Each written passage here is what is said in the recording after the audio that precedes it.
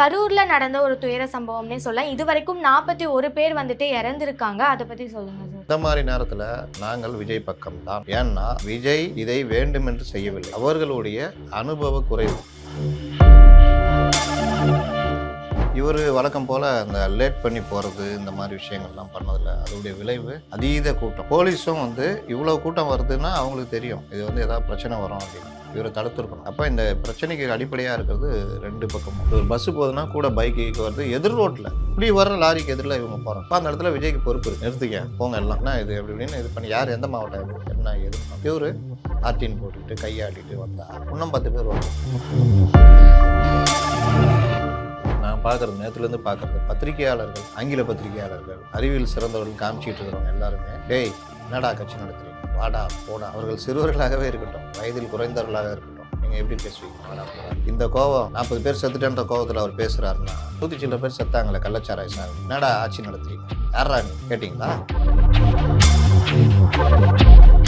நோக்கம் என்ன? நீங்கள் திமுக ஆதரவாளர்களாக இருக்கீங்க, நாங்கள் அதுக்கு மறுப்பு சொல்லணும், உங்கள் உரிமை. ஆனால் இன்னொருத்தர் மேலே வன்மத்தை கொட்டுறதுக்கு உங்களை நாங்கள் அனுமதிக்க மாட்டோம், அதை கண்டிப்போம். நான் சொல்கிறேன் சார், சென்னை ஏர்போர்ட்டில் ஏதாவது பேச சொல்லுங்கள். எதிராளி கேள்வியெல்லாம் நீங்கள் கண்டுக்காது. இது என் வாழ்க்கையில் நடந்த துயரம். நான் என் சொந்த பந்தங்களாக பார்க்குறேன். நான் என் வாழ்க்கையில் மறக்க மாட்டேன். ஒவ்வொரு குடும்பத்துடைய துக்கத்தில் நான் பங்கேற்கிறேன். பேச முடியாத நிலைமையில் இருக்கேன், என் இதயம் உடைஞ்சு போயிருக்கு அப்படின்னு அழுவுங்க. அரசியல்வாதி நடிக்கிறாரு, நடிகனுக்கு ஓடி போறீங்க.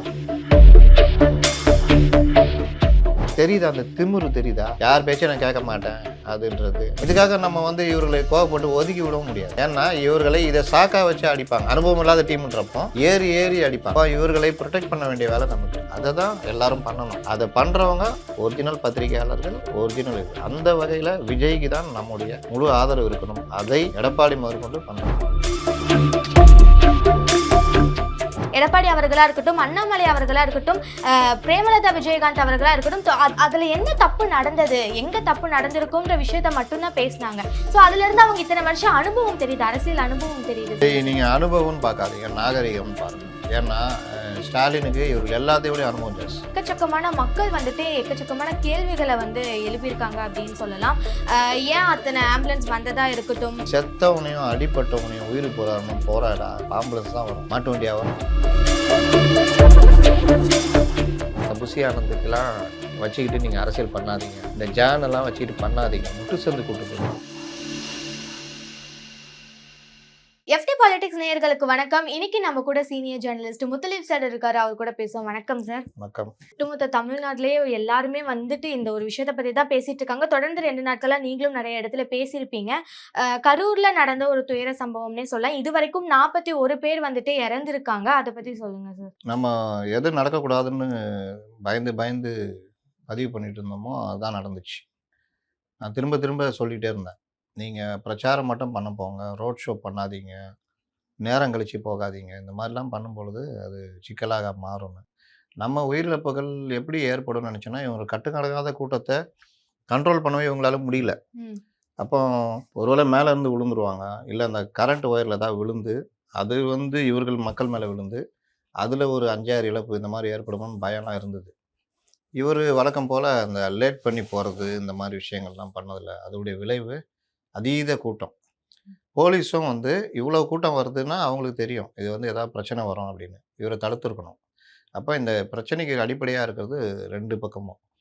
இதில் விஜயை முழு குற்றவாளி ஆக்கி விஜய் வேணும்னே பண்ண மாதிரியும், விஜய் ஒரு கொடூரமான கொலை குற்றவாளின்ற மாதிரியும் ஒரு பிரச்சாரம் பெருசாக கட்டவிழ்த்து விடப்படுது. இப்போ என் போன்ற பத்திரிகையாளர்கள் விஜயுடைய அரசியலை விமர்சிக்கிறோம். ஆனால் இந்த மாதிரி நேரத்தில் நாங்கள் விஜய் பக்கம்தான். ஏன்னா விஜய் இதை வேண்டும் என்று செய்யவில்லை, அவர்களுடைய அனுபவ குறைவு. நம்ம திரும்பி சொன்னோம்ல, இந்த ஒரு புசி ஆனந்த் பொதுச் செயலாளரோட லாய்க்கு இல்லை, ஒரு க்ரௌட் மேனேஜ்மெண்ட்டை எப்படி பண்ணணும்னு கூட இவர்களுக்கு தெரியல. அப்போ இவரை நோக்கி வர்ற கூட்டத்தை கண்ட்ரோல் பண்ணுறதுன்னா நீங்கள் கூட்டத்தை கூட்டிகிட்டு போகக்கூடாது. இப்போ ஒரு பஸ்ஸு போகுதுன்னா கூட பைக்கு வருது, எதிர் ரோட்டில் இப்படி வர்ற லாரிக்கு எதிரில் இவங்க போகிறாங்க. அப்போ அந்த இடத்துல விஜய்க்கு பொறுப்பு இருக்குது. நிறுத்திக்க போங்க எல்லாம், என்ன இது எப்படி இப்படின்னு இது பண்ணி யார் எந்த மாவட்டம் இது என்ன ஏதுன்னு பண்ணணும். இவர் ஆர்டின் போட்டுக்கிட்டு கையாட்டிட்டு வந்தால் இன்னும் 10 பேர் வருவோம். கரெக்டாக ஓடி விழுவான், பஸ்ஸு கீழே வருவான். இன்னொரு பயம் என்ன இருந்ததுன்னா, இந்த பஸ் ஏறி எத்தனை பேர் சாவ போகிறான்னு. நல்வாய்ப்பாக விழுந்தாங்க, இந்த சைடு விழுந்துட்டாங்க. அதில் யாராவது இப்படி விழுந்துருந்தாங்கன்னா அந்த டிரைவர் சுதாரிச்சு நிறுத்துறதுக்குள்ள பின் சக்கரமே ஏறி இறங்கிடும். ஏன்னா எப்படி ஒரு 50, 60ல போவாங்க. என்ன பிரேக் அடிச்சாலும் பின் சக்கரம் ஏறினா அப்புறம் தான் வண்டியே நிக்கும். அப்போ இதெல்லாம் தடுக்கிற வேண்டிய வேலை இவர்களுக்கு பொறுப்பு இருக்கு. ஆனா இது ஒண்ண வச்சுக்கிட்டு இவர்கள் மோசமானவர்கள் அது இதுன்றது தவறு அப்படின்றத நம்ம இந்த 2 நாளா பார்த்துட்டு இருக்கோம். அதுலயும் நான் பார்க்கறது நேத்துலேருந்து பார்க்கறது பத்திரிகையாளர்கள், ஆங்கில பத்திரிகையாளர்கள், அறிவியல் சிறந்தவர்கள்னு காமிச்சிட்டு இருக்கிறவங்க எல்லாருமே, "டேய் என்னடா கட்சி நடத்துறீங்க? வாடா, போடா." அவர்கள் சிறுவர்களாகவே இருக்கட்டும், வயதில் குறைந்தவர்களாக இருக்கட்டும். நீங்க எப்படி பேசுவீங்க? வாடா, போடான்னு.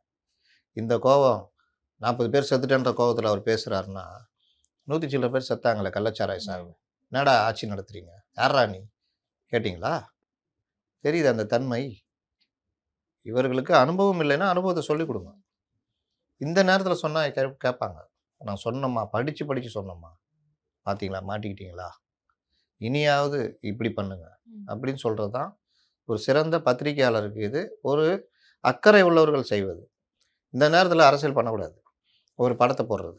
அவரு இந்த லைட் ஆஃப் பண்ணி ஆன் பண்ணி போட்டார்ல, அந்த படத்த தூக்கி ஒரு அம்மா போட்டு, இந்த படம் பல கதைகளை சொல்கிறதுன்னு போடுறாங்க. இந்த படமும் சிரிப்பும். இது முதல் அரியலூர்ல எடுத்தது. அதற்கு இன்னைக்கு இந்த படத்த போட்டு நீ பண்றன்னா, எல்லாரும் எப்படி நம்புறான்னா, எல்லாரும் செத்துக்கிட்டு இருக்காங்க. ஜாலியா சிரிச்சுட்டு இந்த படத்த போட்டிருக்காரு அப்படின்னா, எப்படி? தெரியுதா? இவர்கள் பத்திரிகையாளர்களா? நோக்கம் என்ன? நீங்க திமுக ஆதரவாளர்களா இருங்க. நாங்க அதுக்கு மறுப்பு சொல்ல முடியாது. உங்க உரிமை. ஆனா இன்னொருத்தர் மேல வன்மத்த கொட்டுறதுக்கு உங்கள நாங்க அனுமதிக்க மாட்டோம். அதை கண்டிப்போம்.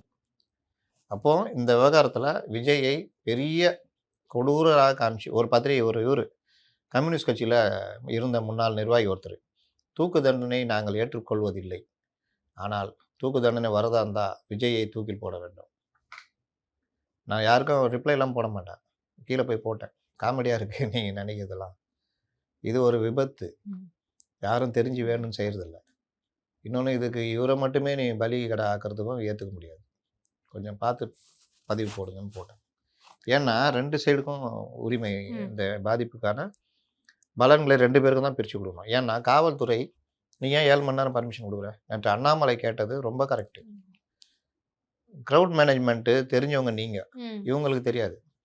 அப்போ அந்த அதிகாரிகள் 7 மணி நேரம் ஏன் பர்மிஷன்? சார் 4 மணி தான் சார். 4 மணிக்கு மேல அங்க நீங்க ரீச் ஆகலன்னா, நாங்க கேன்சல் பண்றோம் சார். 1 கோர்ட் கேட்க போகுது பாருங்க. 2 6 மணிக்கு மேல 4 மணிலேருந்து 6 மணி வரையும் கிரவுடு ஏறிக்கிட்டே இருக்கு. ஸ்கூல் லீவு, காலேஜ் விட்டவங்க எல்லாம் கேட்பான்ல. தான் போடுறானே நம்மால் விஜய் வாகனம் எங்கே சுற்றுகிறது, முன்பக்கம் நோக்கி சுற்றுகிறது சுரேஷ். இப்போ எங்கே வராங்க? இந்த இடத்துக்கு வந்துட்டு இருக்காங்க. இவன் பார்க்குறான். இன்னும் கரூரே வரலையா? காலேஜ் விட்டாங்க. சரி நேராக போயிடுவோம். எப்படியும் அவர் வந்து சேர்றதுக்குள்ளே நம்ம அங்கே போய் அவரை பார்த்துட்டு போயிடலாம். வேலை விட்டு வர்றவன் இன்னும் வரலையா? போயிடுறான். வீட்டில் இருக்கிறவங்க பசங்க நச்சரிச்சுக்கிட்டே இருக்கும்.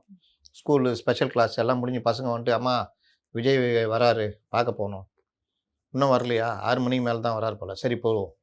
இப்படி அப்புறம் வேலை செஞ்சுட்டு சம்பளம் வாங்குறவங்க அன்னைக்கு வேலையை முடிக்கிறவங்க வீக்கெண்டு அவங்க எல்லாம் ரொம்ப பேருடைய இது என்ன வேலைக்கு போனார், இப்படி போனோமா வருவேன். ஏன் வேலை முடிஞ்சு அங்கே போயிட்டார். இப்படி 4 to 6 ஏறின அந்த க்ரௌடு இருக்குல்ல, ஏற்கனவே காலையில் 7 மணிலேருந்து இந்த தண்ணி குடிக்காமல் வெயிலில் வாடிக்கிட்டு 1 மணிக்கு மேலே நம்ம எங்கேயும் போகவும் முடியாது. சரி இதோ 2 மணிக்கு வந்துடுவார், 3 மணிக்கு வந்து பார்த்துட்டு போயிடலாம். இப்படி ஒரு கட்டத்துக்கு மேலே நீங்கள் க்ரௌடுக்குள்ளே இருந்து வெளியே வர முடியாதுங்க. நீங்கள் எவ்வளோதான் தண்ணியில் நடுக்கடலில் நீந்தினா எவ்வளோ தூரம் நீந்துவீங்க? அந்த மாதிரி க்ரௌடு விட்டு வெளியே வர முடியாது. இன்னொன்று 2 சைடு தட்டி லைனாக நீங்கள் எந்த சைட்லையும் ஒதுக்க முடியாத அளவுக்கு லாக் பண்ண மாதிரி ஆகிட்டாங்க அது ஜனங்க. இதே போலீஸு இந்த நிலைமையை பார்க்கணுமா வேணாமா? இதைத்தான் அவர் சொல்கிறாரு அண்ணாமலை. இந்த க்ரௌடு விஜய் ஒரு க்ரௌடை கூட்டு வர்றாரு. அப்போ எல்லாம் சேர்ந்து என்ன ஆகும்? இவங்க நடுவில் மாட்டிக்கிட்டு இந்த காலையில் இருக்கிறவங்க நடுவில் மாட்டிக்கிறாங்க. இந்த வந்த க்ரௌடு கவர் பண்ணியிருக்குது. பூசா வர க்ரௌடும் இருக்குது. இந்த பூசா வர க்ரௌடு ஏற்கனவே இருக்கிற க்ரௌடு விஜய் பார்க்குறன்ற க்ரௌடில் இவர் ஷட்டரை மூடிட்டு உள்ளே ரெடியாக போயிட்டார் போல் பஸ்ஸுக்குள்ளே. அப்போ அந்த க்ரௌடு நகருது. அதனால் நெரிசல். விஜய் வர்றதுக்கு முன்னாடியே நெரிசல் ஏற்பட்டுடுச்சு. பலர் மயங்கி விழுந்துட்டாங்க. இவர்கள் ஒரு இட்டுக்கு எடுத்துட்டாங்க. செந்தில் பாலாஜி பண்ணிட்டாரு, அவரை பற்றி பேச ஆரம்பிச்சோன்னு பண்ணார். இதெல்லாம் என்ன கதையா? சரி பக்கத்து மாவட்டத்தில் போய் விஜய் செந்தில் பாலாஜி பற்றி பேசினா வெளியே வராதா? எப்படிப்பட்ட அபத்தமான வாதங்கள். அப்போ இந்த கும்பல் ஏற்பட்டதுக்கு, இந்த நெருக்கடிக்கு எல்லோரும் காரணம். முக்கியமா போலீஸு விஜய் சொல்றார்ல, நேத்து ஏடிஜிபி டேவிட்சன் சொல்றாரு, 50 மீட்டருக்கு முன்னாடியே நாங்க நிறுத்த சொன்னோம், கேட்கலன்னு. ம். கேட்கலன்னா கைது பண்ணுவேன்னு சொல்லணும். இப்ப போச்சுல்ல உயிரு. அதிகாரிகளுக்கு தானே தெரியும். ஏங்க போனீங்கன்னா தாவுன்றான், 50 மீட்டர் முன்னாடினா கேட்கலன்னா, நீங்க என்னங்க நீங்க? நாங்க அரெஸ்ட் பண்ணுவோம். பார்த்துக்கங்கன்னா, அங்கேயே நின்னு பேச போறாங்க. இன்னொன்னு, இவ்வளோ கூட்டம் வருது, ஸ்டாம்பேட் ஆகும்னா அவர்களுக்கு தெரியும். ம். ஏன்னா, அவர்கள் பல இத பார்த்துருப்பாங்க. பார்த்துருக்காங்க. எக்ஸாக்ட்லி. எடப்பாடி பழனிசாமி கூட்டத்துக்கு வந்த கூட்டமும், இந்த கூட்டமும் வித்தியாசமா இருக்கு. நமக்கேங்க நானே எதுவுமே நடக்காம போயிருந்தா நான் பாராட்டி பேசியிருப்பேன். இந்த அளவு கூட்டம் நான் பார்க்கலங்க. போக போக கூட்டம் அவருக்கு ஏறுதுங்கன்ற மாரி பேசியிருப்பேன். ம். அப்போ இந்த கூட்டம் இவ்வளோ ஏறுதுன்னா, அதிகாரிகள் மட்டத்துல இது. என்ன கேட்கிறாரு அண்ணாமலை? என்ன விஜய குற்றவாளி கேட்கிறீங்க? விஜய் நேரத்துக்கு வந்திருக்கணும். அதுல வந்திருந்தா அந்த பிரச்சனை தீர்ந்திருக்கும். அது அவர் மேல உள்ள குற்றச்சாட்டு. நீங்க என்ன பண்ணீங்க? சரி, இந்த சம்பவம் நடந்து 41 உயிர்கள் போயிருக்கு. மாவட்ட ஆட்சியரும், மாவட்ட எஸ்பியும் ஏன் என்கொயரி வைக்கல? குறைந்தபட்சம் அவங்கள சஸ்பெண்ட் பண்ணிருக்குமா வேணாவா? அப்படின்னு அண்ணாமலை கேட்கறது ஒரு சரியான கேள்வி. இதுல ஒரு ஜோக் என்னன்னா, எடுத்தவொடனே விஜய் பக்கம் திருப்பிட்டாங்க. ஏன்னா, இவர்கள் அனுபவம் இல்லாதவன்னு நான் திரும்ப திரும்ப சொல்றேன்ல. நீங்க பாருங்க, நான் கெஞ்சுறேங்க மெசேஜ் போட்டு. சார், திருச்சியில அவர பேட்டி குடுக்க சொல்லுங்க. பாதி பிரச்சனை தீர்ந்துருங்க. ம். விஜய பேச சொல்லுங்க. பாதி பிரச்சனை தீர்ந்துரும். ஷூர் சார்ன்னு போடுறேன். ஆதவுக்கு போடுறேன். சிடி நிர்மல்குமார் போடுறேன். திருச்சி மிஸ் ஆகுறாங்க. ஃப்ளைட்ல தான் போவீங்க. நான் சொல்றேன் சார், சென்னை ஏர்போர்ட்ல ஏதாவது பேச சொல்லுங்க. எதிராளி கேள்வியெல்லாம் நீங்க கண்டுக்காதீங்க. இது என் வாழ்க்கையில நடந்த துயரம். நான் வந்து என் சொந்த பந்தங்களா பார்க்குறேன். நான் என் வாழ்க்கையில மறக்க மாட்டேன். ஒவ்வொரு குடும்பத்துடைய துக்கத்திலும் நான் பங்கேற்கிறேன். பேச முடியாத நிலைமையில இருக்கேன். என் இதயம் உடைஞ்சு போயிருக்குது. அப்படின்னு அழுவுங்க. அரசியல்வாதி நடிக்கிறாரு. நடிகனுக்கு ஓடி போறீங்க. அரசியல்வாதி நடிக்கிறார்ல. ஐயோ! சொன்னனே கேட்டியா? அழுகையும் வருங்க. விஜயபாஸ்கர் கூட அழுகை வந்துச்சுங்க. ஒரு அம்மா கைய பிடிச்சு அழுகும்போது டக்குன்னு உடையிறாரு. நிதானப்படுத்திக்கிறாரு. இது பண்றாரு. பார்த்துக்கலாமா அப்படின்னு. எனக்கெல்லாம் அந்த டிவியில அந்த குழந்தைய தூக்கிட்டு ஓடும்போதெல்லாம் டக்குன்னு கண்ணு கலங்குது. நம்ம உட்காந்து ஐயய்யோ! சொன்னேன், என் ஒய்ஃப கூப்பிட்டு இது பாரு இதுதான் நான் சொன்னேன் கேட்டீங்களா? பார்த்தீங்களா? இப்படிலாம் பண்ண முடியுமா? என்னங்க சீன் போட்டுன்னுக்கிறீங்கன்னு கேட்பாங்க. ம். அப்போ இந்த துக்கப்படுறது, நம்மள அறியாமல் கண்ணீர் வருவது, உடைவது ஒரு பார்ட்டு. புலம்புறது இதெல்லாம் வந்து யார் பண்ணுவாங்கன்னா, நேரடியா பாதிக்கப்பட்டவங்க பண்ணுவாங்க. அப்ப நீங்க ஒரு உடைந்து போய் இந்த மாரிலாம் பேசி ஒரு பேட்டி குடுத்துருந்தீங்கன்னா, பாதி பிரச்சனை தீர்ந்திருக்கும். தீர்ந்துரும். நான் ட்விட்டர்ல போடுறேன். விஜய் உடனடியாக செய்யுவது. 1 ரியாக்ட் பண்ணுங்க. 2 முடியலையா, கார்லயே ஒரு வீடியோ போட்டு வெளியிடுங்க. ம். அதுவும் முடியலையா, ஏதாவது ஒரு சேனல்ல கூப்பிட்டு விஜய் பேச போறாருன்னா, ஃபோன எடுத்துருவான். நான் பேசுவேன். குறுக்கு கேள்வி கேட்கக்கூடாது. நான் பேசுவேன் அவ்வளோதான். அப்படின்ட்டு ஃபுல்லா பேசிட்டு, எழுதி கூட வச்சுக்கங்க. ஃபோன தானே போறீங்க. அப்படியே பேச்சு தொண்டையில எடுத்து பேசிட்டு கட் பண்ணிடுங்க. எல்லா சேனலுக்கும் அது பரவிடும். ஜனங்க கொஞ்சம் கூலா இருப்பாங்க. இல்லையா, நீங்க அறிவிக்கிறது எல்லாத்தையுமே அப்பவே முடிவு பண்ணி, சென்னை ஏர்போர்ட்ல இறங்கும்போது ஒரு பேட்டிய குடுத்துட்டு, வரேன்டா ராசான்னு போயிட்டு இருக்கலாம். ம். ஓடி ஒளிந்தார் இந்த இதெல்லாம் வந்திருக்காது. அப்போ இவர்கள் அனுபவம் இல்லைன்றது தெரியுதா? நம்ம கூட இருந்தா கூட சொல்லுவோம், சார் முதல்ல பேசிருங்க சார். பாதி பிரச்சனைய தீர்த்துருவோம். இல்லாட்டி இந்த பிரச்சனைய வேற மாரி ஓடி ஒளிஞ்சிட்டாருன்னு சொல்லுவாங்க சார். ம். நீங்க பேசுறது மட்டும் பேசுங்க. இது பேசுங்க சார். அவ்வளோதான் சார். இல்லாட்டி நான் கேமரா பிடிக்கிறேன் சார். நீங்க பேசுங்க சார். தூக்கி அனுப்பிச்சுடலாம் சார் எல்லா சேனலுக்கும்.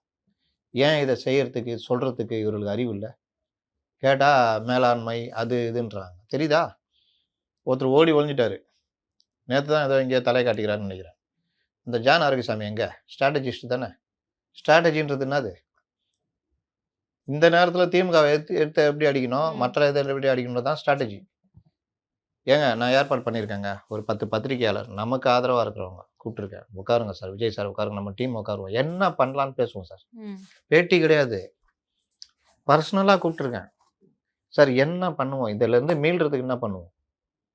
பேசலாம் சார். சரி வேணாம். சார் 2, 3 தலைவர்கள்ட்ட நான் இது பண்ணியிருக்கேன் சார்.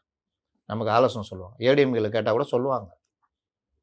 அட டிஎம்கேல கேட்டாலும் சொல்லுவாங்கங்க. அரசியல் வேற. நீங்க தனிப்பட்ட முறையில ஒரு தலைவர கூப்பிட்டு என்ன பண்ணலான்னு கேட்டா சொல்ல மாட்டாங்களா?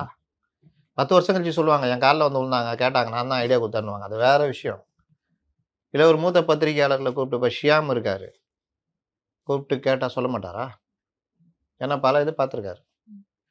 கேஎஸ்ஆர கூப்பிட்டு கேட்டா சொல்ல மாட்டாரா? அவரு பார்க்காத போராட்டங்களே கிடையாது. கலைஞர் கைதில இருந்திருக்காரு, எமர்ஜென்சில இருந்திருக்காரு. எந்த டைம்ல எப்படி இயங்கணும்னு தெரியும். கேட்டா சொல்லியிருப்பார்ல. தெரியுதா அந்த திமிரு தெரியுதா? யார் பேச்சையும் நான் கேட்க மாட்டேன் அதுன்றது. இந்த குழந்தைங்க ஏதாவது விளையாடும்போது நம்ம ஏதாவது "ஏய் இது பண்ணாத இது எப்படின்னா" "போ நம்ம நினச்சு தான் பண்ணுவேன் நீ போ" அப்படின்னு சொல்லணும். சரி என்னத்த பண்ணி தொலைச்சிட்டு போ அப்படின்னு போயிடுவோம். அந்த தொனி தெரியுதா? இதுதான். இதுக்காக நம்ம வந்து இவர்களை கோவப்பட்டு ஒதுக்கி விடவும் முடியாது. ம். ஏன்னா இவர்களை இத சாக்கா வச்சு அடிப்பாங்க. அனுபவம் இல்லாத டீம்ன்றப்போ ஏறி ஏறி அடிப்பாங்க. அப்ப இவர்களை புரொடெக்ட் பண்ண வேண்டிய வேலை நமக்கு இருக்கு. அத தான் எல்லாரும் பண்ணணும்.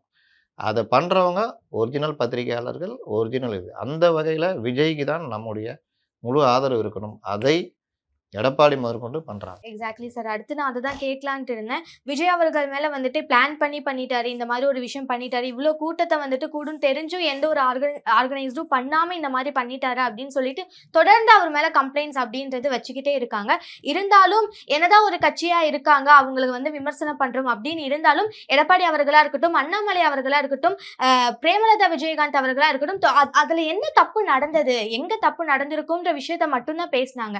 சோ அதுல இருந்து அவங்க இத்தனை வருஷம் அனுபவம் தெரியுது, அரசியல் அனுபவம் தெரியுது சார். ஆனா அப்படி இருந்தும் இப்ப வரைக்கும் விஜய் அவர்கள் தான் இது எல்லாத்துக்குமே காரணம் அப்படின்னு சொல்லிட்டு பல விமர்சனங்கள். அதுக்கு உங்களோட இதை நீங்க அனுபவம்னு பார்க்காதீங்க, நாகரிகம்னு பாருங்க. ஏன்னா ஸ்டாலினுக்கு இவர்கள் எல்லாத்தையும் விட அனுபவம் ஜாஸ்தி. 68ல இருந்து இருக்காரு. பொதுச் செயலாளர் துரைமுருகன் 71ல இருந்து இருக்காரு. எடப்பாடி பழனிசாமி 74ல இருந்து இருக்காரு. பிரேமலதா 90களுக்கு அப்புறம் வந்திருப்பாங்க. அப்போ அனுபவம்ன்றது வேற, நாகரிகம் பண்பாடுன்றது வேற. இந்த விவகாரத்தில் நான் உண்மையிலேயே ரொம்ப மரியாதை எனக்கு கூட்டினது எடப்பாடி பழனிசாமியுடைய பேட்டி. ஏன்னா இந்த இடத்துல திமுக அடுத்து பெரிய பாதிப்பு யாருக்குன்னா அதிமுகவுக்கு தான். நம்மளும் சேர்ந்து இவனை வச்சு சாத்துவோண்டான்னு சாத்தலை. பத்திரிகையாளர்களை ரெடி பண்ணி அனுப்புகிறாங்க. என்னங்க அவர் இது மாதிரி பண்ணிட்டாரு, என்ன அவர் தானே குற்றவாளி, அவருனால தானேன்றப்போ அந்த மாதிரிலாம் சொல்ல முடியாதுங்க. இது வந்து அவர் என்ன மனநிலை இருப்பார்னு முதல்ல பார்க்கணும். எனக்கு என்னென்னு அவர் ஏன் வரல, ஓடி ஒளிஞ்சாலாம் பேச முடியாது அப்படின்றத அவர் கரெக்டாக சொல்லிவிட்டு இந்த நேரத்தில் துணை இருக்கணுன்ற மாதிரி அவர் பேசுகிறாரு.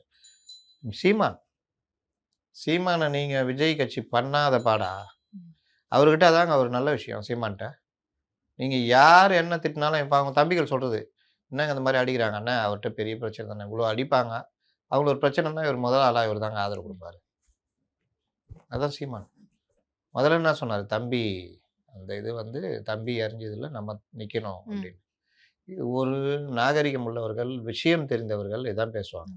எனக்கு அண்ணாமலை ஸ்டேட்மெண்ட் ரொம்ப ரொம்ப ரொம்ப பிடிச்சது. ஏன்னா ஒரு முன்னாள் ஐபிஎஸ் அதிகாரியா அவர் க்ரௌட் மேனேஜ்மெண்ட்லேருந்து பல விஷயம் பேசுனது ரொம்ப கரெக்டு. ஏன் எஸ்பியை கலெக்டர் கேட்கலன்ற கேள்வி, ஏர் ஷோவை ரிலேட் பண்ணி பேசுனது, இது எல்லாமே வெரி கரெக்டு. ஒரு அனுபவம் தெரிஞ்சது. இதுதான் அண்ணாமலை. அப்போ இந்த அடியோடு சேர்த்து விஜயை வந்து முதல் குற்றவாளியாக நான் சொல்ல மாட்டேன், குற்றவாளி ஆக்கிறத நான் அனுமதிக்க மாட்டேன் அப்படின்றது. திரும்ப திரும்ப சொல்கிறேன், இவர்களுக்கு அலட்சியம் இருந்தது, இவர்களுடைய அனுபவமின்மை இதான் இந்த விஷயத்துக்கு ஒரு காரணமே தவிர, இவர்கள் விரும்பி வரும்போது 40 பேர் சாவடிக்கணும், இல்லை நான் அப்படி தான் பண்ணுவேன்லாம் இவர்கள் பண்ணலை. இப்போ இவர்கள் ஓடி ஒளியறதுலேருந்து தெரிதல இவர்களுக்கு அனுபவம் இல்லைன்னு, இல்லாட்டி தைரியமாக சந்திப்பாங்கல்ல. அதுக்கு தான் திரும்ப திரும்ப சொல்கிறோம், அந்த புஷி ஆனந்துக்கெல்லாம் வச்சுக்கிட்டு நீங்கள் அரசியல் பண்ணாதீங்க, இந்த ஜானெல்லாம் வச்சுக்கிட்டு பண்ணாதீங்க, முட்டு சந்து கூட்டு போயிடுவாங்க. இது சொன்னப்போலாம் ஆளை வச்சு நம்மளை அடிக்கிறது. இன்னைக்கு பாருங்க, பத்திரிகையாளர்களை வச்சுக்கிட்டு உங்களை அடிக்கிற வேலைலாம் பண்ணுறாங்க. இன்றைக்கி நம்ம தான் கேடைய மாதிரி நிற்கிறோம். அதனால் இந்த விவகாரத்தில் நம்ம அப்டேட்டாக பார்க்க வேண்டியது, விஜய்க்கு எதிரான பிரச்சாரம் அதிகப்படுத்தப்படுகிறது. இந்த ஒரு நபர் கமிஷனு அந்த விஷயங்கள்லாம் வந்து பார்த்தீங்கன்னா, கவர்மெண்ட்டு தன்னுடைய பிரச்சனையை மறைக்கிறதுக்கு அவர்களாக விரும்பி ஒரு நீதிபதியை போடுறாங்க. இப்போ அதை எடுத்து சிபிஐ வழக்கு கேட்டு போகிறாங்க. அப்படி போக முடியாது. ஈஸியாக கவர்மெண்ட் காலி பண்ணுறோம். நாங்கள் அதுக்கு தான் ஒரு நபர் கமிஷன் போட்டிருக்கோம். அவங்க யார், தூத்துக்குடியிலே பார்த்தவங்க அப்படின்னு. நீங்கள் எங்களுக்கு அவர்களை நாங்கள் குற்றம் சாட்டுறோம். இவங்க ஸ்டாண்ட் அதுதானே, அவர்களை நாங்கள் குற்றம் சாட்டுகிறோம். அப்போ அவர்களே ஒரு ஆளை நீதிபதியை, முன்னாள் நீதிபதியை போட்டால் இதோடைய முடிவு எப்படி வரும்னு இப்போவே தெரிஞ்சிடும். அதனால் ஐயா சீஃப் ஜஸ்டிஸ் நீங்கள் போடுங்க, இல்லை ஒரு எஸ்ஐடி போடுங்க, விசாரிக்கிட்டோம், விரைவாக விசாரித்து இதுக்கான தீர்வு வரட்டும் என்ற கேள்வி தான் இவங்களுக்கு கரெக்ட். என்னெல்லாம் கேட்டால் தான் சொல்லியிருப்பேன். சிபிஐ விசாரணைலாம் கேட்டால் அது ஈஸியாக காலி பண்ணி தட்டி விட்டு போயிடுவாங்க. பெரிய அளவில் சட்ட நிபுணர் குழு இருக்குது. உடனடியாக ஒரு நபர் ஆணையம் அமைச்சது அதுக்கு தான். எல்லாத்தையும் டைவர்ட் பண்ணலாம். அவர் கேள்வி கேட்டு என்ன சொன்னார், போட்டிருக்கோம். அவங்க விசாரணை வரோம் சொல்றேன். இதெல்லாம் எதுக்குன்னா தப்பிக்கிறதுக்கு இந்த இதுக்கு. அப்போ இந்த இதுலயும் கரெக்ட்டா ஒரு எஸ்ஐடியோ இல்லாட்டி ஒரு நீதிபதி தலைமையில விசாரணையோ போட்டா, நீங்க போய் டாமினேட் பண்ண முடியாது. இவங்க பண்ணாங்க ஞாபகம் இருக்குதா? இந்த ஏதோ ஒரு விவகாரத்துல ஒரு நீதிபதி இந்த ச தூய்மை பணியாளர்கள் இதுல வழக்கறிஞர்கள்லாம் தாக்கப்பட்டதுக்கு ஆமா. நீதிமன்றமே ஒரு நீதிபதிய ம். நியமிக்கிறாங்க. இவர்கள் போய் அ அதுக்கு அப்ஜெக்ஷன்லாம் பண்ணும்போது நீதிமன்றம் கேட்குது, "ஏன் பயப்படுறீங்க? உங்க சைடு நியாயம் இருக்குல்ல." "இல்ல, இல்ல. நாங்க பயப்படல. நாங்களும் தயாரா இருக்கோம். ஆனா அந்த நீதிபதி தான் வேணாம். வேற ஒருத்தர் போடுங்க." இத நீ சொல்லாத. யார நீதிபதி போட்டு விசாரிக்கணும்னு நாங்க முடிவு பண்ணோம். உன் வேலைய பார்த்துட்டு போன்ட்டாங்க. தெரியுதா? இந்த இத வந்து அவங்க அங்க பண்ணணும். இது எல்லாத்துக்கும் சொல்றதுக்கோ, பண்றதுக்கோ ஆளே கிடையாது இங்க. இது டம்மி பீஸுங்க. இதுதான் பிரச்சனை. கண்டிப்பா சார். நீங்க சொன்ன மாதிரி ஒருவேளை அவரு வந்துட்டு நேத்து சம்பவம் நடந்த அன்னைக்கு அவர் இருந்திருந்தாருன்னா, அந்த இடத்துல வந்துட்டு பல கட்சியில இருக்காங்க. ஸோ அந்த இடத்துல ஒரு கலவரம் வந்து பெருசா ஆகும் அப்படின்றதுக்காக அவர் போயிருந்தாலும், அதுக்கப்புறம் கொஞ்சமாவது அவர் ஹாஸ்பிட்டல் போறதோ, இல்ல பாதிக்கப்பட்டவர்களுக்கு தொடர்பு கொண்டு பேசுறதோ, இந்த மாதிரி விஷயங்கள் செஞ்சிருந்தா, அங்க சிச்சுவேஷன் அப்படின்றது அப்படியே தலைகீழா மாறியிருக்கும். அப்படின்றது ஹாஸ்பிட்டல் தான் போறது கூட தேவையில்லங்க. அவரு பிரஸ்ஸ பார்த்து இல்ல ஒரு வீடியோ போட்டா கூட போதுங்க. இப்போதைக்கு முடிஞ்சிருக்கும். ரீச் ஆயிடுங்க. ம். அது பாட்டுல எல்லார் வீட்டுக்கும் போய் சேர்ந்துரும். உங்க வீட்டு பையன் நான் சொன்னேன். உங்க வீட்டு துக்கத்திலயும் நான் நிப்பேன். ம். உங்கள் துக்கம் என்னுடைய துக்கமா நான் பார்க்குறேன். இந்த சம்பவம் வந்து யாருடைய சதின்றது உங்களுக்கு தெரியும். ஆனால் என் மீது இவர்கள் பொய்யாக குற்றம் சாட்டுறாங்க. நான் வந்து என் குடும்பத்தில் இருக்கவங்க நானே பண்ணுவேனா? அப்போ இந்த விஷயத்துல இருந்து என் மனம் உடைஞ்சு போனனால தான் உங்களோட உடனடியா என்னால பேச முடியல.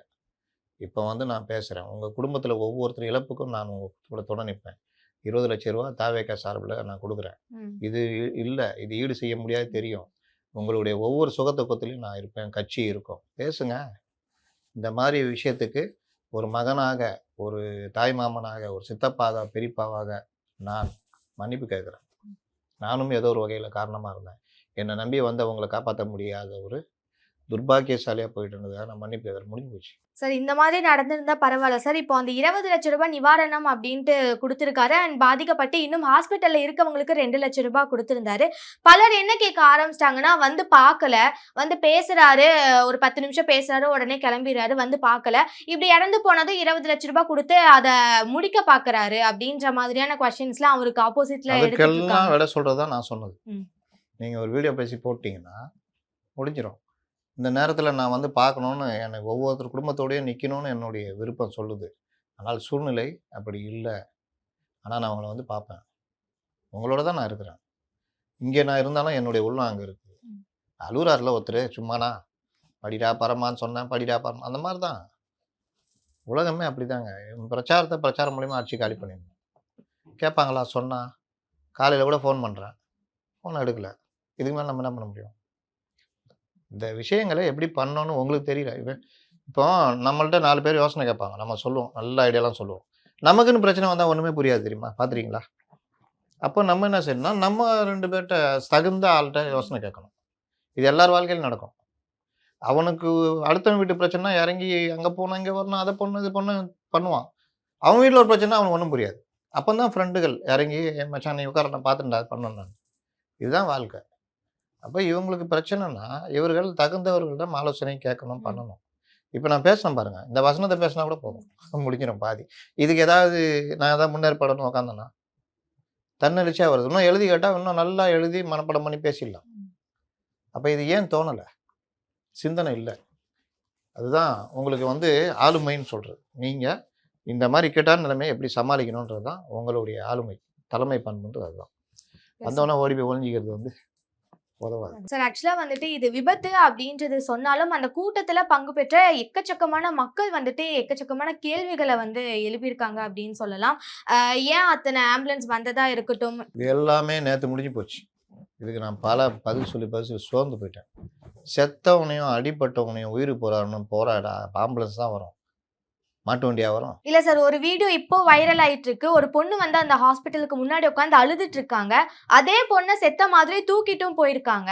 அண்ட் எக்கச்சக்கமான பேர் வந்துட்டு பின்னாடி வழியில இருந்து வந்து இவங்கள தாக்கினதா வந்து குற்றச்சாட்டும் வைக்கிறாங்க. அதே இடத்துல இருந்து ஒரு பெண்ணு அதெல்லாம் வந்துட்டு அருணா ஜெகதீசன் சொல்லியிருக்காங்க. விசாரிச்சுக்கிட்டோம். நம்ம என்ன இதுக்கு விளக்கம் சொல்றதுக்கா இருக்கிறோம்? அருணா ஜெகதீசன் விசாரணையில அது வரும். அந்த நேரத்தில கூட தூக்கிட்டு போயிருக்கலாம். அங்க போய் 2 ஃபர்ஸ்ட் எய்டு குடுத்தோன்னா அவங்களுக்கு சரியாயிருக்கலாம். 140 பேர் 150 பேர் பாதிக்கப்பட்டாங்க. 40 பேர்ட்ட இறந்துட்டாங்க. மீதி 90 பேர் செத்தா போயிட்டாங்க. அதில் ஒரு 10 15 பேர் தீவிர சிகிச்சையில் இருக்காங்க. மீதி ஆட்கள் ஓரளவுக்கு குளுக்கோஸ் ஏற்றி தண்ணி கிண்ணி கொடுத்து அதுக்கான ஒரு B12 இன்ஜெக்ஷன் ஏதோ ஒன்று போட்டோம்னா நார்மல் ஆகிடுவாங்களா? அவங்க ஓரமாக உட்காந்து அழுதுகிட்டு இருக்காங்கன்னா, இவங்களை இப்போ தானே தூக்கின்னு போனாங்க, இந்த மாதிரி அங்கே உட்காந்து அழுதுகிட்டு இருக்காங்கன்னு சொல்லுவீங்களா? எல்லாத்துக்கும் ஒரு அம்மா சொல்லுது, இந்த ஷட்டர் பேத்துக்கிட்டு விழுந்தாங்கல்ல, அந்த ஜென்செட் இது உடனே ஒயர்லாம் அறுத்துட்டாங்க, அதுக்கப்புறம் அங்கேயே 10 பேர் சாக்கடை செத்து போயிட்டாங்கன்றாங்க. அது ஒரு பிரபல சேனல் பேட்டி எடுத்துகிட்டு இருக்கிறாங்க. அவங்க ஒரு லேடி, வீட்டில் இருக்கிறவங்க வெளியில் போகிறாங்க. அவங்க உலகம் எவ்வளோ இருக்கும்? ஜென்செட்டு கரண்ட்டை அனுப்பும். அது ஒரு மெஷின் இன்ஜினு. அந்த இன்ஜினை நிறுத்திட்டா எப்படி ஷாக் அடிக்கும்? எப்படி 10 பேர் சாவான்? அப்படி ஒரு சம்பவமே நடக்கலையே. யாராவது ஷாக் அடிச்சு செத்து போனாங்கன்னு அதை ரிப்போர்ட் ஆச்சா? இல்லைல்ல. அப்போ அந்த அம்மா சொல்கிறத பேட்டி எடுக்கிற அந்த முட்டா பயலுக்கு தெரிய வேணுமா வேணாவா?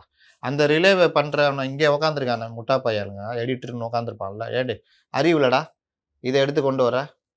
எங்கடா அந்த மாதிரி நடந்தது? யாராவது போகிறவங்க தெருவில் போகிறவங்க ஏதாவது சொன்னால் எடுப்பியாடான்னு கேட்கணுமா வேணாவா? பிரபல சேனல் அதை கட் பண்ணி ட்விட்டரில் போட்டுன்னுக்கிறான் வேற.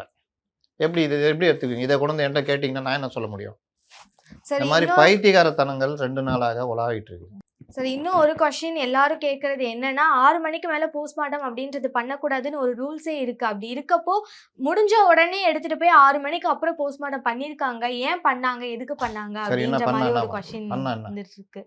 அண்ணா என்ன அசாதாரண சூழ்நிலை தானே. 40 பேர் பாடியை நாளைக்கு உக்காந்துட்டு தெரியுமா 12 மணிக்கு மேலே தான் பண்ணணும். 12லேருந்து 5 மணி வரைக்கும் தான் பண்ணணும். 12லேருந்து 5 மணி வரைக்கும் தான் பண்ணுவோம் அப்படின்னு ஒரு 5 நாளுக்கு பாடி வச்சு கொடுக்கலாமா? அசாதாரண சூழ்நிலையில் சில இதெல்லாம் மீறுவாங்க. புரியுதா? அதெல்லாம் வச்சுக்கிட்டு கேள்வி இதெல்லாம் எப்போ தெரிஞ்சது? எவனா ஒருத்தன் எங்கேயா கிளப்பி விட்டு போட்டு விடுறது. அவனுக்கு பாடி கொடுக்குறது முக்கியமாக 6 மணிக்கு மேலே பண்ணால் 7 மணி. ஃபாரன்சிக்கு அந்த அந்த போஸ்ட்மார்ட்டத்தில் ஃபாரன்சிக் சம்மந்தமான ஆய்வுகள் என்னென்ன கரெக்டாக நடக்குதா, அதை வீடியோ எடுத்தாங்களா, இந்த மாதிரி விஷயங்கள் தான் முக்கியம். அதை அந்த அருணா ஜெகதீஷன் பார்த்துக்குவாங்க. ஏன்னா போஸ்ட்மார்ட்டம் ஃபுல்லாக இவ்வளோ சிக்கல்னா அது வீடியோ எடுத்திருப்பாங்க. போஸ்ட்மார்ட்டம்ன்றது ஒன்றும் கிடையாதுங்க. ஓப்பன் பண்ணி தேவையான அந்த இதை எடுத்து வச்சுருவாங்க ஆய்வுக்கு அனுப்புறதுக்கு. ப்ளஸ்ஸு டெத்து எப்படி நடந்ததுன்றதுக்கான இதை அவங்களுக்கு தெரியும் அந்த அனுபவத்திலேயே. அந்த ரிப்போர்ட் அவ்வளோதான். ரொம்ப உங்களுக்கு பிரச்சனைனா ரீபோஸ்ட்மார்ட்டம்னா இன்னும் நுணுக்கமாக நடக்கும். அதனால் போஸ்ட்மார்ட்டம் ஏன் இப்போ பண்ணாங்கன்னா, ஆமாம் உண்மைதான். அது நார்மலுக்கு அசாதாரண சூழ்நிலை. ஏன் அப்போ நான் கேட்குறேன், போஸ்ட்மார்ட்டம் என்பது போஸ்ட்மார்ட்டம் அறையில் தான் பண்ணணும். ஒருத்தனை செத்து கொன்று போச்சிருப்பாங்க. 3 நாள் ஆகி பாடி அழுகி அந்த இடத்த பள்ளம் தோண்டி இதுனா அங்கேயே தூக்கி இப்படி வச்சு அங்கேயே பண்ணுவாங்க. ஏன் இவர்கள் அங்கேயே செய்தார்கள்? போஸ்ட்மார்ட்டம் அறையில் தானே நடத்தணுமா கேட்பீங்க? சூழ்நிலை தான் எதையுமே தீர்மானிக்கும். கண்டிப்பா சார். இப்போ 3 நாட்களா வந்துட்டு இத பத்தி தான் பேசிக்கிட்டு இருக்காங்க. கரூர் அவரு வராரு அப்படின்னு சொன்னதுல இருந்து இப்ப வரைக்கும் போயிட்டு இருக்க ஒரு விஷயம்னா கரூர்ல நடந்த சம்பவம் தான் சார். இதுக்கு மேல இது எப்படி முடியும் சார்? ஏன்னா தனிநபர் கமிஷனும் அமைச்சிருக்காங்க. அதனால எந்த ஒரு பயனும் இல்ல அப்படின்றதும் பலரோட கருத்தா இருக்கு. அப்படின்னும் போது இந்த ஒரு இது எப்படி போகும் சார்? 2 விதம். ஒன்று, விஜய் தனக்கான அடுத்த ரூட் என்ன பண்ணார்? 2 மாதம் கேன்சல் பண்ணிட்டாங்க போல். அடுத்து நான் சொன்ன மாதிரி அவர் ப்ரெஸ்ஸை பார்க்குறது, இல்லை வீடியோ போடுறது, ஏதோ ஒன்று பண்ணி இந்த பிரச்சனையை முடிச்சு வைக்கணும். 3வது, இந்த பணம் கொடுக்கறது விஜய் போவாரா, இல்லை மற்ற நிர்வாகிகள் போய் எப்படி கொடுக்க போகிறாங்கன்றது. கோர்ட்டில் பல விஷயங்கள் தீர்மானிக்கப்படும். இந்த ஒரு நபர் கமிஷனா, இல்லை எஸ்ஐடியா, இல்லை கோர்ட்டு நிர்ணயிக்கிற நீதிபதியா, இல்லை இந்த ஒரு நபர் கமிஷனே கரெக்டா, இல்லை சிபிஐ கேட்குறாங்களா அதுக்கான இதுவான்னு. கோர்ட்டு அப்படியே இவங்க சொல்கிறதெல்லாம் கேட்டுக்காது. கோர்ட்டு பல கேள்விகள் எழுப்போம். ஏன் சிபிஐ விசாரணை? அது ஒன்று இருக்குல்ல. அப்போ இங்கே இருக்கிற விசாரணை அமைப்பு என்ன இதுவா? அதனால் இது எல்லாம் சேர்ந்தது தான் இது. அடுத்தடுத்த நிகழ்வு பார்ப்போம். இதுக்கு நடுவில் பொய் கதைகள், புனை கதைகள் இப்போ உங்களுக்கெல்லாம் சொல்கிறாங்கல்ல, புதுசு புதுசாக கண்டுபிடிச்சி. ஆம்புலன்ஸ் ஏன் 4 வீலில் ஓடிச்சு, ஆம்புலன்ஸ் ஏன் இப்படி போச்சு, அதில் ஏன் ஸ்டேரிங் இருந்தது, இந்த மாதிரிலாம் எதையும் நம்மளும் உண்மையை அதில் தேடணும். அது ரொம்ப முக்கியம். அது இல்லாமல் இன்றைக்கி பல பேரும் இதுக்குள்ளே தான் சுற்றிக்கிட்டு இருக்கிறாங்க. கரண்ட் ஏன் கட் ஆச்சு, கரண்ட் இன்னொருத்தர் இன்றைக்கி ஒருத்தர் அரிய கண்டுபிடிப்பு. செந்தில் பாலாஜி பற்றி அவர் பாட்டு பாடினதுக்கு பிறகு தான் நெரிசல் ஏற்பட்டது. நான் அங்கே ஏதாவது பூகம்பம் ஏற்படுத்த ஏதாவது வச்சுருந்தாரா செந்தில் பாலாஜி? செந்தில் பாலாஜி ஏன் உடனே அங்கே போனார்? வீடு பக்கத்தில் இருந்தது, 5 நிமிஷம் கேப்பு, போயிட்டார். ஜிஹெச் நம்ம ஜிஹெச் இருக்குன்னா பெரியமேட்டில் அவர் வீடுன்னா போக முடியாதா? போயிட்டார். ஏன் அப்படி போனார்? இந்த அமைச்சருக்கு எப்படி தெரிஞ்சது? நமக்கே தெரிஞ்சதில்ல. நம்மளோட அரசு இயந்திரம் பெருசு இல்லை. இன்டெலிஜென்ஸு, மருத்துவ அதிகாரிகள், சார் 10 பேர் இறந்துருக்காங்க சார், இன்னும் கூடும் சார். ஏன்னா அவரு தான் சிஎம்க்கு ரிப்போர்ட் பண்ணணும். அப்போ வருமா வராதா ரிப்போர்ட் அவருக்கு? எப்படி வந்துச்சு? உடனே 10 எப்படி அறிவித்தார்கள்? ஏன்டா இங்கே கிடக்கிறவன்லாம் மயக்கமாகி கிடந்தான்னு எங்கே தூக்கிட்டு போனா பிராட் டெட்டுன்றான். அப்போ உயிரிழப்பு எண்ணிக்கை வரும்போதே உயிரிழந்து வந்தாங்கன்னா, உடனே 10 2 காமிச்சது டக்குன்னு 10, 11 தான் ஆகும். இதெல்லாமா சந்தேகம்? அதனால எதுல உண்மைய தேடணுன்றத விட்டுட்டு, எதுலயோ தேடிட்டு இருக்காங்க. அன்னைக்கு ஏன் செந்தில் பாலாஜி வேஷ்டி கட்டு போனார்? இப்படிலாம் கேட்டா என்ன சொல்ல முடியும்? துபாயிலேருந்து வந்துட்டு மறுபடியும் துபாய் போயிட்டாரு. அத யாராவது கேட்குறாங்களா? உதயநிதி ஸ்டாலினா? சார் எடப்பாடி அவர்களோட பிரஸ் மீட் வந்துட்டு இப்போ ரொம்ப பீக்ல போயிட்டு இருக்கு அப்படின்னு சொல்லலாம். ஒரு எதிர்க்கட்சி தலைவரா இருந்துட்டு இந்த மாதிரி அவர்கிட்ட இருந்து வரும் அப்படின்றது யாருமே எதிர்பார்க்கல. ஒருவேளை இந்த மாதிரி ஒரு சுச்சுவேஷன் அவருக்கு வந்திருந்தா அவர் எப்படி ஹேண்டில் பண்ணியிருப்பாருன்ற விஷயம் சொல்லுங்க சார். எடப்பாடி பழனிசாமி ஓடி ஒளிந்திருக்க மாட்டார். உடனடியாக பத்திரிகையாளர்களை சந்தித்து என்ன நடந்ததுன்றதை விவரிச்சிருப்பார். அதையும் தாண்டி பல கேள்விகள், இட்டுக்கட்டப்பட்ட கேள்விகள், அசைன்மெண்ட் கேள்விகள் வந்தாலும் அதற்கும் பதில் சொல்லியிருப்பார். அதிமுகவினர் உடனடியாக களப்பணியில் ஈடுபடுவார்கள்னு சொல்லி அவர்களும் ஈடுபட்டிருப்பாங்க. வழக்கம் போல இவர்கள் பிரச்சாரங்கள் எல்லாம் பண்ணியிருந்தாலும் அந்த பிரச்சாரத்தை முறியடிக்கிற வேலையை எல்லாரும் பண்ணியிருப்பாங்க. விஜய் தரப்பில் 4 நாளைக்கு பொறுத்து ஒரே ஒரு அறிக்கை வந்திருக்கும். அதனால் ஒரு விஷயம் எப்படி நடக்குதுன்றது இல்லை, அதை நீங்கள் எப்படி எடுத்து பண்ணுறீங்கன்றது தான் உங்கள் ஆளுமை இருக்குது. சில பேர் பார்த்தீங்கன்னா பெருசாக பந்தா காமிச்சிட்டு இருப்பான். பிரச்சனை வந்தால் ஓரமாக உட்காந்து அழுதுகிட்டு இருப்பான், இல்லை எங்கேயாவது முடிச்சிட்டு இருப்பான். ஒருத்தன் சாதாரணமாக இருப்பான், பிரச்சனை வந்தால் அழகாக டீல் பண்ணிட்டு போயிட்டே இருப்பான். நம்ம அப்போ தான் தெரியும், ஓ அவன் தான் ஆளுமை மிக்கவன். இப்போ நீங்கள் எடுத்துகிட்டு போகிற விஷுவலில் பிரச்சனை ஆகிடுச்சின்னா, ஐயோயோ நான் இதான் சொன்னேன் அப்படி இப்படின்னு திட்டுறது ஒரு வகை. என்ன ஆச்சு பாரு, இதில் வேறு எதாவது பண்ண முடியுமா பாரு, அப்படின்றது தான் ஆளுமை. சரி அப்படி ஆகிடுச்சு, கேமராமேனை போட்டு திட்ட முடியுமா? அந்த நேரத்துக்கு என்ன ஆகுதுன்னு பார்த்துட்டு அப்புறமா கூப்பிட்டு ஏன் நடந்தது, இதை ஏன் நீ கவனிக்கலை, இன்னொரு தடவை இப்படி நடக்கக்கூடாது, அடுத்த தடவை போகும்போது ஏற்கனவே சொல்லியிருக்க இப்படி நடந்திருக்கு, எல்லாம் கரெக்ட் பண்ணிட்டீங்களா அப்படின்னு போகிறது. இதுதான் ஆளுமை, தலைமை பண்பு. அப்போ தான் அவரு நாளைக்கு கேமரா சீஃபாக மாறும்பொழுது அவருக்கு அந்த தலைமை பண்பு வளரும். ஒரே குய்யோ முறையோன்னு கத்திக்கிட்டு இருந்து எல்லாம் பண்ணிங்கன்னா அதான் பைத்தியக்காரன் கத்தினே இருப்பான், அப்போ தலைவனுக்கு தான் வேலைன்ட்டு போடுவோம். தெரியுதா வித்தியாசம்? இதுதான். அதனால் எடப்பாடி தன்னை மீண்டும் மீண்டும் ஒரு ஆளுமை மிக்கவர்ன்றதை நிரூபிச்சுட்டு இருக்காரு. அது மட்டுமல்ல, தன்னை ஒரு நாகரிகமான தலைவர்ன்றதை நிரூபிச்சிருக்காரு. கண்டிப்பா சார். இதுக்கு மேலே இந்த மாதிரி ஒரு துயர சம்பவம் எங்கேயுமே நிகழக்கூடாது அப்படின்றது தான் எல்லாரோட கருத்தா இருக்கு. நிறைய தகவல் சொல்லியிருக்கீங்க சார். ரொம்ப நன்றி சார்.